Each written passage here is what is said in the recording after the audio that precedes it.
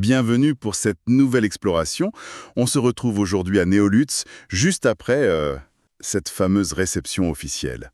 L'ambiance est, comment dire, électrique. Oui, on a ce groupe fraîchement qualifié de héros, mais l'euphorie est vite retombée. C'est ça. On les retrouve dans un resto, et déjà on sent que c'est lourd. Des offres alléchantes la veille, des manipulations, des secrets qui pèsent. Tout à fait. Et pour analyser ça, on a pas mal de matière. Des synthèses de contexte, la tension ambiante, police, corpos, gangs. Et surtout, la retranscription d'une discussion assez... Intense, oui. Qui a mal tourné apparemment. Jusqu'à une confrontation physique même. Voilà. Donc notre objectif, c'est de décortiquer comment ce groupe essaie de naviguer là-dedans. Leur nouvelle notoriété, les pressions externes, leurs propres démons. Allez, on commence par le réveil. Le lendemain de cette réception, comment ils encaissent l'IA, par exemple, l'ancienne pro de rollball avec ses rollers? Ah, l'IA. Elle sort d'un rendez-vous avec le PDG de Roule. Une corpo. Sponsoring proposé. Tentant, j'imagine. Oui et non. Elle trouve ça flippant. C'est une corpo, quoi. Mais bon, il y a des super rollers en jeu. Alors elle hésite. Le dilemme classique à Néolutz, hein. L'argent, le matos, contre la méfiance des grosses boîtes. Exactement. Et pendant ce temps, Zoé, elle est complètement dépassée. 4 propositions de job en une soirée, apparemment. 4. Ah ouais, quand même. Oui, mais son vrai souci, c'est autre chose. Sa dépendance aux inhibiteurs. Sans ça, elle risque la psychose, comme elle dit. Et elle a un secret. Un lourd secret. Ah, le fameux secret. Qu'est-ce que c'est? Elle doit avouer au groupe qu'elle a fait un deal, Avec les arlequins. un gang. Les arlequins, pas les plus tendres si je me souviens bien. Non, pas vraiment. Le deal, c'est poser une bombe pour eux. Une bombe? Oui, en échange d'un an d'inhibiteur. C'est vital pour elle. Ça montre bien l'engrenage, tu vois. Pour survivre à un truc, t'es obligé de faire pire encore. Il y a terrible comme situation. Et Miku alors, l'agent de la brigade, elle est comment? Pas mieux, franchement. Encore secouée par sa rencontre avec la PDG de Nutri-Scorp, Ah oui? qui était une figure masquée de son passé. Ah oui, carrément. Oui. Elle se sent dans la merde, c'est ses mots. En plus, son chef lui a donné une mission. Laquelle? Infiltrer le groupe, discrètement, pour avoir des infos sur Zoé. Sur Zoé? Mais pourquoi? Apparemment, il y a des tensions à la brigade. Une méfiance envers son chef, le capitaine Morgan, jugé trop proche des Gémeaux de Corp. Les Gémocorp, les sécurités privées des entreprises. Toujours là où il faut pas. Donc, Miku est prise en étau. Complètement. Son passé, sa loyauté, ce groupe qu'elle doit espionner mais avec qui elle vient de vivre un truc de fou, sa position est juste impossible. Un vrai condensé des contradictions de Néolutz, cette Miku? C'est ça. Et le dernier du quatuor, Sultra, alias Johnny. Lui, son état d'esprit. Ah, Johnny, hein. Lui, il est survolté par la réception. Pour lui, c'est la preuve d'un complot. L'attentat qui les a rendus célèbres, une mise en scène selon lui. Et il veut le prouver. Exactement. Dénoncer la version officielle. Son obsession, là, c'est de trouver un vieil appareil photo argentique. Argentique, pourquoi? Pour contourner les brouillages des corpos, tu vois. Diffuser ses preuves. Sauf que, Problème. il s'est fait bannir par les Tongs, un autre gang. Du coup, c'est compliqué pour trouver son appareil. D'accord. Voilà notre fine équipe. Réunie chez Sushi Shashimi. Restaurant branché, quartier exotique, chef robot. Joli cadre, oui. Mais l'ambiance, elle, est tendue. Très tendue. Et pour ne rien arranger, il repère vite un drone qui les surveille. Ça commence bien. Le décor est planté, comme on dit, un lieu banal qui devient une cocotte minute. Et ce drone, plus tard ils verront que c'est un modèle militaire siglé Propa Media. Propa média, propagande corporatiste, surveillance. Sans doute un mélange des deux. Ça confirme direct, ils sont sur écoute sous surveillance H24. Leur statut de héros les a mis en plein dans le viseur. La soirée commence. Banalement. Qui paye l'addition? Les prix sont élevés. Oui, voilà, Sultra, lui, comme d'hab, très sûr de lui, commande du saké hors de prix. Il est persuadé que ses révélations vont payer. Et il sort ses preuves. C'est ça, des photos. Il compare les types de la bombe et les soi-disant hackers arrêtés. Le débat s'enflamme. C'est qui derrière tout ça? Les corpos? Le pouvoir? Zoé lâche même qu'elle regrette d'avoir désamorcé la bombe. Ambiance. Oui, un moment de pur cynisme, de désespoir peut-être. Johnny est à fond dans sa théorie du complot. Miku, elle, reste à l'écart, silencieuse. La méfiance est palpable. Et c'est là que Zoé, elle craque. Oui, La pression monte, monte, et elle avoue tout. Le pacte, les Arlequins, leur chef Queen Alice, la mission, fabriquer et poser une bombe. Où ça? Au bar, nulle part ailleurs, avec le détonateur qu'elle a récupéré. Et en échange, ses inhibiteurs, pour sa psychose. Elle parle même d'un incident passé où elle aurait perdu le contrôle. Le silence a dû être pesant. On imagine. Ça change tout, cette révélation. Ça expose sa fragilité, mais surtout, ça met le groupe face à un choix impossible.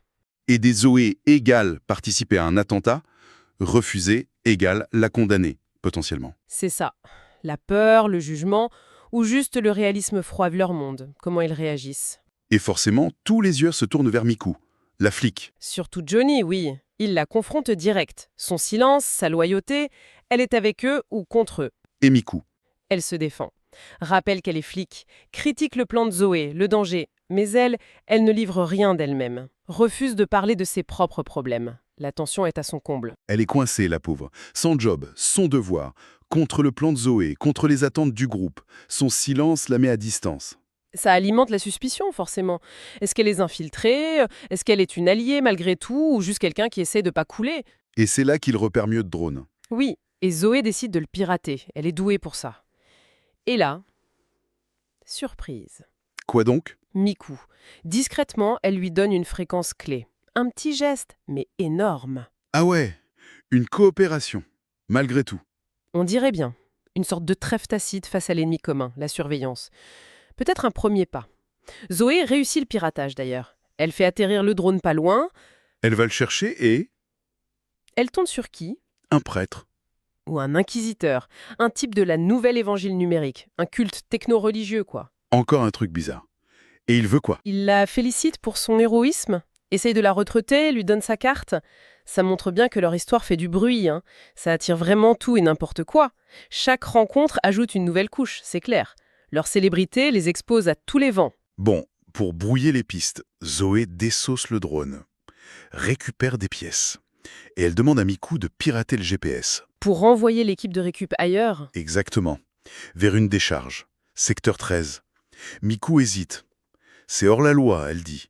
Mais elle finit par le faire. encore un pas. Elle franchit une ligne rouge là, pour les couvrir. Ça les rapproche potentiellement, mais ça augmente le risque pour elle, c'est sûr. Si ça se sait à la brigade. La soirée est loin d'être finie. À peine remis du drone, le téléphone de Zoé sonne. Qui sait? Cindy Tarquin, la fille du maire. Ah, carrément. Mais c'est Johnny qui décroche. Et là, il fait du Johnny. Il baratine Cindy, essaie de semer le doute sur Zoé, négocie une rencontre pour lui seul, avant de passer le tel. Toujours à essayer de tirer la couverture à lui, celui-là. Quitte à créer des tensions. Cindy confirme. C'est bien elle qui a déclenché la fausse alerte incendie la veille. Et elle leur fait une proposition. Laquelle? 10 000 crédits. 10 000! Oui, pour l'aider à fuir sa famille et à quitter Néolutz. Rendez-vous fixé, demain midi, au parc. Ah bah voilà! Ça vient tout changer encore une fois. Une mission super lucrative, mais hyper risquée. Se frotter à la famille Tarkin. L'argent, ça motive l'IA direct. Elle rêve déjà de ses rollers rares. Mais ça crée aussi des nouvelles tensions. Entre Zoé et Johnny notamment. Comment gérer ça? Et justement, la fiabilité de Johnny revient sur le tapis. C'est l'IA qui balance une vieille histoire. Leur première rencontre. Au nulle part ailleurs. Apparemment, après l'avoir dragué, il aurait tenté de lui piquer ou de vendre sa collection de rollers. Aïe, ça confirme le personnage. Manipulateur et intéressé. Pas top pour la confiance dans le groupe, ça. Surtout quand ta vie en dépend. C'est clair. Comment avancer ensemble avec ces doutes constants? Du coup, le groupe se retourne encore vers Miku. Ils insistent. Elle doit les rejoindre. Quitter la brigade. C'est trop dangereux pour elle, là-bas, ils disent. Mais elle tient bon? Oui, elle refuse. Son boulot, c'est sa vie. Elle peut pas déserter comme ça. Elle refuse même leur idée de visite guidée de la rue. C'est un dialogue de sourds en fait. Eux voient le danger immédiat pour elle. Elle voit la perte de son identité, de sa structure. Ils sont pas sur la même planète. Alors qu'elle s'apprête à partir, Zoé lui lance un ultimatum. Froidement. Ah oui, ouais. Lequel? Si tu n'es pas avec nous, tu es contre nous. Glaçant. C'est le point de non-retour, là. Elle la force à choisir, alors que Miku est déjà écartelé. La tension est maximale. Et c'est là que ça explose. Comment ça? Le gang des Tongs. Ils débarquent dans le restaurant, Xingtang en tête. Les Tongs. Ceux qui ont banni Johnny? Eux-mêmes. Première chose, Ils s'en prennent à un type à une autre table, Zak Tong. Ils le tabassent, le laissent pour mort. Avec un avertissement sur sa sœur, Kimiko. Ambiance. La violence brute qui déboule sans prévenir. Notre groupe essaye de filer en douce. Mais Xingtong les arrête. Prétexte officiel, ils partent sans payer. Mais la vraie raison, c'est Johnny. Sûrement. L'histoire de l'appareil photo. Et là, une insulte fuse. Contre l'IA. Et l'IA, elle réagit au quart de tour. C'est parti. Bagarre générale. L'étincelle. Les comptes pas réglés. L'honneur. Tout ça mis ensemble. Le combat est rapide, mais violent. Et chacun montre sa vraie nature. Zoe utilise ses implants cyber, neutralise un type puis un autre, malgré un glitch mental. Et l'IA. L'IA, c'est une furie au corps à corps. Elle désarme Xingtong, lui met un coup de tête, elle prend des coups mais elle se bat comme une lionne. Et Johnny? Il se bat aussi. Johnny, il se planque. Derrière Miku. Et il filme tout avec son téléphone. Sans blague. Si. Et il demande à l'IA de lui passer l'arme de Xingtong. Incroyable. Et Miku, pendant ce temps? Miku, elle intervient. Elle sort sa plaque, son arme, intimide un Tang, tire pour protéger l'IA, et elle finit par maîtriser Xingtong et un autre. Elle reprend son rôle de flic, en fait, pour calmer le jeu. C'est fou de voir ça. Dans l'action, les réflexes reprennent le dessus. Zoé, la tech guerrière fragile, l'IA l'impulsive, Johnny l'opportuniste et Miku, la flic protectrice, malgré tout. Les loyautés du moment, hein. Qui prennent le pas sur tout le reste. Pendant ce chaos, il y a Kimiko, la sœur de Xingtong. Elle supplie le groupe d'aider Zatang, le type à moitié mort. Elle promet des infos, des services. Une alliance possible avec les Tang? Intéressant, mais risqué. Oui, et Miku jette un froid direct. Elle sort le casier de Kimiko, prostitution, ambiance. Encore un choix moral compliqué. Aider Zatang, c'est peut-être gagner une alliée, mais à quel prix? Miku rappelle la dure réalité de ces alliances. Zoé essaie quand même de stabiliser Zakong. L'IA veut aider, mais elle fait pire. Oh non. Du coup, dernier recours. Zoé sort une dose de synthé-dope, la drogue des arlequins, et elle l'injecte à Zakong. La synthé-dope? Hmm. C'est un pari ultra risqué, ça. Et ça marche.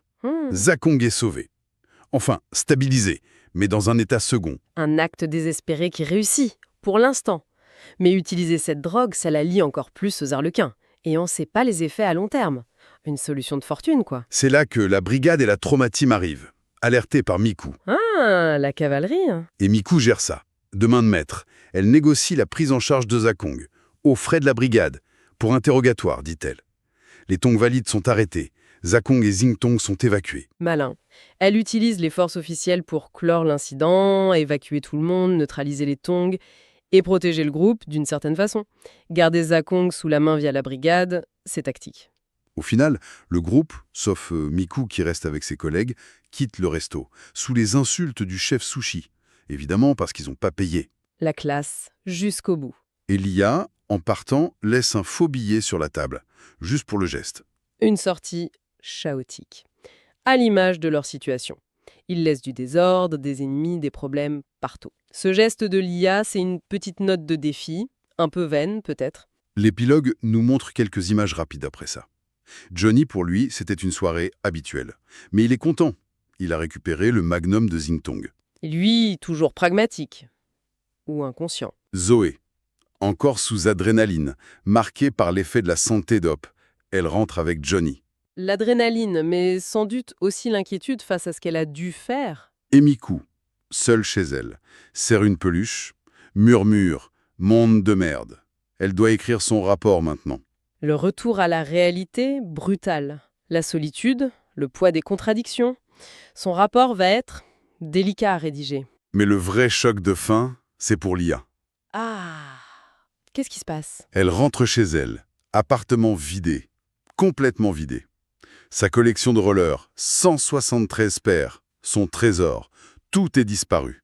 Non, pas sa collection. Si, tout. C'est l'effondrement total pour elle. Rage, désespoir. Oh là là, c'est terrible pour l'IA. Ça touche à son identité même. C'est plus qu'une perte matérielle. Ça va devenir sa nouvelle obsession, sa quête. Voilà où on en est après cette plongée. Les enjeux montent en flèche. Le groupe est ultra exposé. Surveillance corpo, embrouille avec un gros gang. La situation de Miku avec la police qui devient critique. Exactement. Les loyautés sont testées en permanence. Les failles de chacun sont exploitées ou mises à nu. La dépendance de Zoé, le passé de Miku, l'obsession de Lee maintenant, l'opportunisme de Johnny. Des alliances possibles émergent, peut-être avec Kimiko, mais c'est fragile. Et les conséquences des actions sont directes, brutales. Le vol des rollers, c'est l'exemple parfait. Ça montre bien la difficulté de survivre dans cet écosystème. Chacun a son agenda caché, la trahison est partout. Qu'est-ce que ça nous apprend, finalement? Comment un groupe comme ça peut gérer la pression, la violence, les choix moraux impossibles, quand t'es pris entre toutes ces forces? Des répercussions folles, imprévues. On les laisse donc à un moment crucial. D'un côté, l'offre de Cindy Tarkin, les 10 000 crédits, l'évasion. De l'autre, la bombe que Zoé doit poser pour les Arlequins, pour survivre. Sans oublier Lia et sa quête désespérée pour ses rollers. Sultra, qui veut toujours faire tomber les corpos, et Miku, sur un fil de plus en plus isolé. Quelle va être la prochaine étape? C'est la grande question. Laquelle de ces routes vont-ils prendre? Vers une confrontation encore pire ou vers une sortie improbable? Dans Néoluthe, chaque chemin a l'air piégé. On se demande vraiment ce qui les attend au tournant. Quelle nouvelle catastrophe ou quelle opportunité vont-ils saisir?